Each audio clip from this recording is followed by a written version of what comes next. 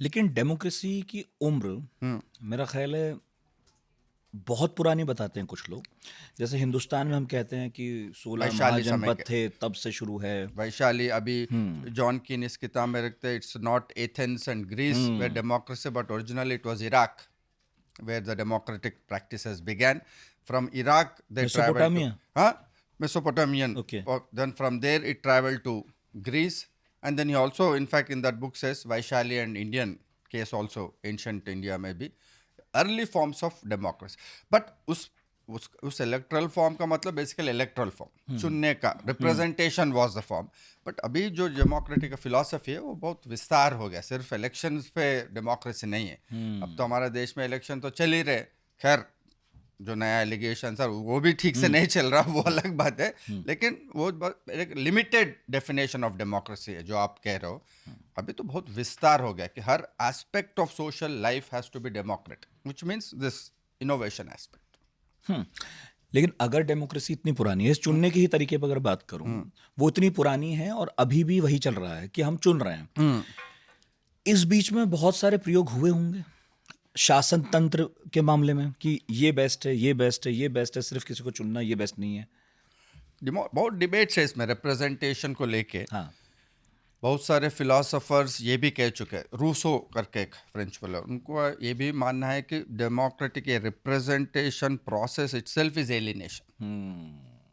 आप किसी और के थ्रू अपना विषय रखना ही एक डिस्टॉर्शन है.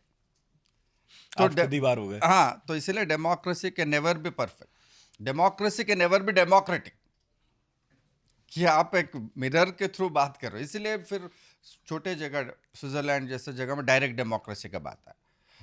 हना अरेंड करके दूसरा एक फिलोसोफर जो अमेरिकन जूइश फिलोसोफर, उनका कहना है कि democracy has to be in city councils.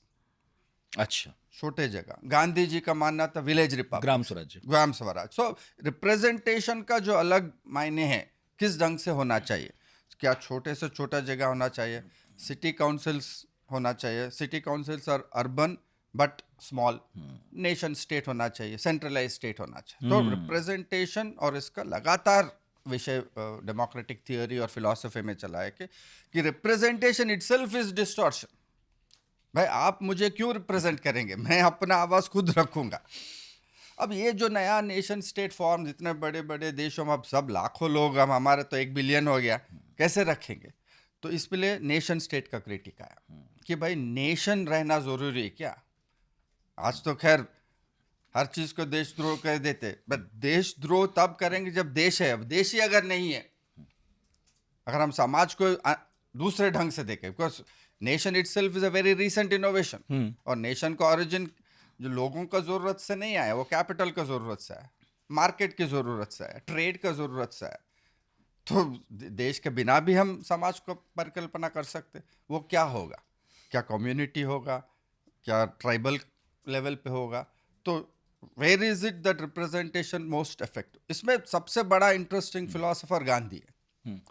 खैर वो अगर अब एप्लीकेबल है, उस पर बहुत विस्तार पर चर्चा, इस पर भी मैं बहुत लिखा हूँ. उनका कहना है कि basically democracy will work with principle of को रिस्पॉन्सिबिलिटी, कि मैं आपके तरफ रिस्पॉन्सिबिलिटी अपना फील करता हूँ, आप मेरे तरफ. वो कहते हैं कि वो सिर्फ छोटे जगहों में फेस टू फेस इंटरैक्शंस में ही हो सकता है. जैसे मैं आपका परिचय हूँ, आप मेरा. नेशन का concept is, Jack Benedict Anderson ने कहा, इमेजिन्ड कम्युनिटी. नेशन का बेसिक आइडिया है कि इट्स इमेजिन, एक इमेजिन टुगेदरनेस है. गांधी कहता है ना, उस ढंग के इसमें काम नहीं करेगा. Basically it has to be face to face, को रिस्पॉन्सिबिलिटी होना चाहिए, तब जाके जो है एथिकल होगा लाइफ, तब डेमोक्रेसी काम करे.